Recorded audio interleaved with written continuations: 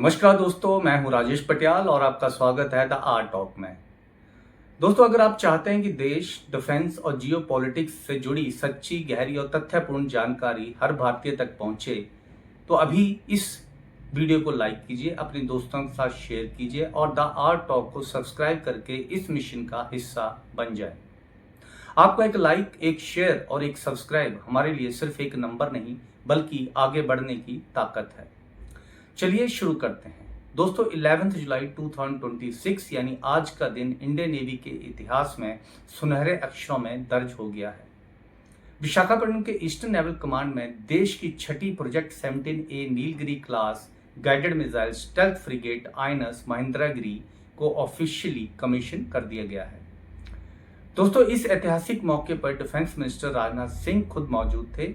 लेकिन दोस्तों, क्या आपने नोटिस किया है, पिछले 1.5 साल में आईएनएस नीलगिरी से लेकर आईएनएस दूनागिरी और अब आईएनएस महेंद्रगिरी तक भारतीय नौसेना बैक टू बैक महाविनाशक वॉरशिप को समंदर में उतार रही है। आखिर भारत इतनी तेजी से अपने नेवल फ्लीट को क्यों बढ़ा रहा है? क्यों भारत 45,000 करोड़ के प्रोजेक्ट के तुरंत बाद अब 70,000 करोड़ का project 17B next generation frigate यानी NGF शुरू करने जा रही है? आज के इस वीडियो में हम डिकोड करेंगे इंडियन नेवी के उस सीक्रेट स्ट्रेटजी को जो इंडियन ओशियन रीजन यानी IOR में चीन और पाकिस्तान के होश उड़ाने वाली है। तो वीडियो को एंड तक जरूर देखिएगा। दोस्तों, सबसे पहले बात करते हैं आज कमीशन हुए आईएनएस महेंद्रगिरी की। इसे हमारे वॉरशिप डिजाइन ब्यूरो ने डिजाइन किया है और मुंबई के मैजगॉन डॉक शिप बिल्डर्स लिमिटेड यानी MDL ने बनाया है। आइए इसके टेक्निकल स्पेसिफिकेशन पर एक नजर डालते हैं। पहला है डिस्प्लेसमेंट। इसका वजन लगभग 6,670 टन है, जो इसे एक हैवी और स्टेबल प्लेटफॉर्म बनाता है। दूसरा है डायमेंशंस। इसकी लंबाई 149 मीटर है यानी 149 मीटर है। तीसरा है propulsion। इसमें कोडॉग यानी कंबाइंड डीजल और गैस सिस्टम लगा है, यानी जरूरत पड़ने पर यह गैस टरबाइन से 28 नॉट जो कि लगभग 52 किलोमीटर प्रति घंटे की टॉप स्पीड होती है उसे पकड़ सकती है। और सबसे गर्व की बात यह है कि इसमें 75% से ज़्यादा इंडिजीनियस कंटेंट यानी घरेलू पार्ट्स का इस्तेमाल हुआ है, जो हमारे आत्मनिर्भर भारत अभियान को सीधे रफ्तार देता है। अगर इसकी मारक क्षमता यानी वेपन्स एंड सेंसर्स की बात करें तो यह जहाज सिर्फ तैरता हुआ लोहा नहीं है, यह एक फ्लोटिंग फोर्ट्रेस है। जहाज की surface to surface missile capability के लिए यह दुनिया की सबसे खतरनाक ब्रह्मोस सुपरसोनिक क्रूज मिसाइल से लैस है, जो पलक झपकते ही दुश्मन के जहाजों को तबाह कर सकती है। हवा से आने वाले खतरों को रोकने के लिए इसमें बाराक 8 एयर डिफेंस सिस्टम और अत्याधुनिक MF स्टार AES रेडार लगा है, जो सैकड़ों किलोमीटर दूर से ही दुश्मन के विमानों और मिसाइलों को ट्रैक कर लेता है। यही नहीं, समुद्र के नीचे छिपी दुश्मन की सबमरीन का शिकार करने के लिए इसमें एडवांस सोनार, टॉर्पेडो और रॉकेट लॉन्चर्स लगाए गए हैं, जो इसे एंटी सबमरीन वॉरफेयर में माहिर बनाते हैं। साथ ही इसके विशाल एविएशन डेक से भारत के स्वदेशी HAL ध्रुव या सी किंग जैसी यूटिलिटी हेलीकॉप्टर्स आसानी से ऑपरेट कर सकते हैं। दोस्तों, इस 45,000 करोड़ के प्रोजेक्ट की सबसे बड़ी कामयाबी है इसकी रफ्तार। इस पूरे प्रोजेक्ट के 2 बड़े शिपयार्ड्स, मुंबई के MDL ने 4 शिप्स और कोलकाता के GRSC ने 3 शिप्स के बीच आपस में शेयर किया है। जरा इसकी टाइमलाइन पर गौर कीजिए। पहली आईएनएस नीलगिरी जो जनवरी 15, 2025 को कमीशन हुई और इस क्लास की लीड शिप बनी। दूसरी आईएनएस हिमगिरी जो अगस्त 26, 2025 को कमीशन हुई। तीसरी आईएनएस उदयगिरी जो ठीक उसी दिन यानी अगस्त 26, 2025 को कमीशन हुई और यह वॉरशिप डिजाइन ब्यूरो द्वारा डिजाइन किया गया 100th वॉरशिप बना। चौथी आईएनएस तारागिरी जो अप्रैल 2026 में नौसेना में शामिल हुआ। पांचवी आईएनएस दूनागिरी F42 जिसे जून 21, 2026 को खुद प्रधानमंत्री मोदी ने देश को समर्पित किया। छठी है आईएनएस महेंद्रगिरी जो आज यानी जुलाई 11, 2026 को कमीशन हो चुका है। और सातवीं है आईएनएस विंध्यगिरी जो अभी सी ट्रायल्स और कंस्ट्रक्शन के आखिरी फेज में है और अगले कुछ महीनों में डिलीवरी के साथ इस पूरे कॉन्ट्रैक्ट को रैप अप कर देगी। इतने कम समय में 7 मॉडर्न गाइडेड मिसाइल फ्रिगेट को डिलीवर करना दिखाता है कि भारतीय शिपयार्ड्स अब ग्लोबल स्टैंडर्ड्स को कड़ी टक्कर दे रहे हैं। अब आते हैं सबसे जरूरी सवाल पर, why is India commissioning these many ships? आखिर भारत को इतने जहाजों की जरूरत क्यों है? इसके पीछे 3 बड़े जियोपॉलिटिकल और स्ट्रेटेजिक रीजंस हैं। पहला रीजन है the Chinese threat and the string of pearls.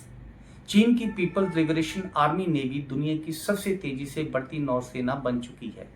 चीन हिंद महासागर में श्रीलंका के हम्बनटोटा, पाकिस्तान के ग्वादर और अफ्रीका के जिबूती जैसे पोर्ट्स के जरिए भारत को घेरने की कोशिश कर रहा है, जिसे स्ट्रिंग ऑफ पर्ल्स कहा जाता है। चीन के जासूसी जहाज अक्सर इंडियन ओशन में रिसर्च के बहाने घुस आते हैं। उन्हें काउंटर करने के लिए भारत को 24 घंटे समुद्र में रहने वाली एक ब्लू वाटर नेवी की जरूरत है। दूसरा रीजन है two front naval war risk. Bharat को न सिर्फ चीन बल्कि पाकिस्तान की नेवी से भी निपटना है, जिसे चीन लगातार अपनी पुरानी सबमरीन्स और फ्रिगेट ट्रांसफर कर रहा है। ऐसे में मल्टी रोल स्पेक्ट्रम वाले जहाजों की संख्या बढ़ाना हमारी सुरक्षा के लिए अनिवार्य हो गया है। और तीसरा बड़ा रीजन है global net security provider. Bharat सिर्फ अपनी रक्षा नहीं कर रहा, हिंद महासागर के पूरे क्षेत्र में पायरेसी यानी समुद्री डकैती को रोकना, व्यापारिक जहाजों को सुरक्षित रास्ता देना और सुनामी या चक्रवात जैसे समय में humanitarian assistant and disaster relief mission चलाना भी भारत की जिम्मेदारी है। इन सब कामों के लिए हमें भारी संख्या में रिलायबल और एडवांस शिप्स चाहिए। लेकिन दोस्तों, कहानी प्रोजेक्ट 17A पर खत्म नहीं होती। भारतीय नौसेना भविष्य की जंग की तैयारी आज से ही कर रही है। इसलिए प्रोजेक्ट 17A के तुरंत बाद सरकार ने प्रोजेक्ट 17B यानी नेक्स्ट जनरेशन फ्रिगेट्स को हरी झंडी दे दी है। यह लगभग 70,000 करोड़ का मेगा प्रोजेक्ट है। यह प्रोजेक्ट भारत को समुद्र में क्वालिटेटिव डोमिनेंस यानी गुणात्मक बढ़त देगा। आइए जानते हैं प्रोजेक्ट 17B क्यों एक गेम चेंजर होने वाला है। सबसे पहले इसमें मिलेगी एक्सट्रीम स्टेल्थ कैपेबिलिटी। इसकी स्ट्रक्चरल जियोमेट्री को बेहद फ्यूचरिस्टिक बनाया जाएगा। इसमें फैसेटेड सुपरस्ट्रक्चर पैनलिंग होगी जो दुश्मन के रडार सिग्नल को डिफ्लेक्ट कर देगी। साथ ही रडार एब्जॉर्बिंग कोटिंग और लो थर्मल इंजन एग्जॉस्ट के कारण इसे ट्रैक करना नामुमकिन के बराबर होगा। यह समुद्र का घोर शिप होगा। दूसरा, यह बनेगा एक खतरनाक स्नाइपर प्लेटफॉर्म, क्योंकि इसमें होगा 48 cell vertical launch system. Project 17A में जहां 32 मिसाइल लॉन्च करने वाले VLS थे, वहीं प्रोजेक्ट 17B में 48 सेल VLS होगा, यानी या एक साथ कई गुना ज्यादा मिसाइलें फायर कर सके। तीसरा बड़ा अपग्रेड है प्रोजेक्ट कुशा इंटीग्रेशन। सबसे बड़ी बात, इस नेक्स्ट जेन फ्रिगेट में भारत का अपना प्रोजेक्ट कुशा एयर डिफेंस सिस्टम इंटीग्रेट किया जाएगा, जो इसे दुश्मन के एयरक्राफ्ट, ड्रोन स्वार्म्स और यहां तक कि बैलिस्टिक मिसाइल के खिलाफ भी अभेद्य सुरक्षा कवच प्रदान करेगा। साथ ही स्ट्राइक कैपेबिलिटी के लिए इसमें भी ब्रह्मोस मिसाइलें तैनात रहेंगी। और अगर इसकी मैन्युफैक्चरिंग स्ट्रेटजी की बात करें तो इस बार भी काम को MDL और GRSE के बीच कॉन्करेंटली शेयर किया जाएगा, ताकि जहाज़ों का निर्माण बिना किसी देरी के रिकॉर्ड्स में पूरा हो सके। अभी इस प्रोजेक्ट का रिक्वेस्ट पर प्रपोजल प्रोसेस चल रहा है, जिसके बाद जल्द ही इसकी एक्टिव स्टील कटिंग शुरू हो जाएगी। तो दोस्तों, आज INS महेंद्रगिरी का कमीशन होना सिर्फ एक जहाज का नौसेना में शामिल होना नहीं है, बल्कि यह इस बात का सबूत है कि भारत अब रक्षा क्षेत्र में पूरी तरह आत्मनिर्भर हो रहा है। हम बायर नेवी से अब एक शक्तिशाली बिल्डर नेवी बन चुके हैं, जो समुद्र के हर कोने में अपने हितों की रक्षा करना बखूबी जानती है। दोस्तों, आपको क्या लगता है कि प्रोजेक्ट 17A और आने वाले प्रोजेक्ट 17B के बाद चीन हिंद महासागर में भारत को चुनौती देने की जरूरत कौन करेगा? अपने विचार नीचे कमेंट सेक्शन में जरूर शेयर करें। अगर आपको यह डिफेंस एनालिसिस इंफॉर्मेटिव लगा हो तो वीडियो को लाइक करें, दोस्तों के साथ शेयर करें और ऐसे ही जियोपॉलिटिकल और डिफेंस अपडेट्स के लिए हमारे चैनल को सब्सक्राइब करके बेल आइकन दबाना ना भूलें। मिलते हैं अगले वीडियो में, तब तक के लिए थैंक यू वेरी मच। जय हिंद।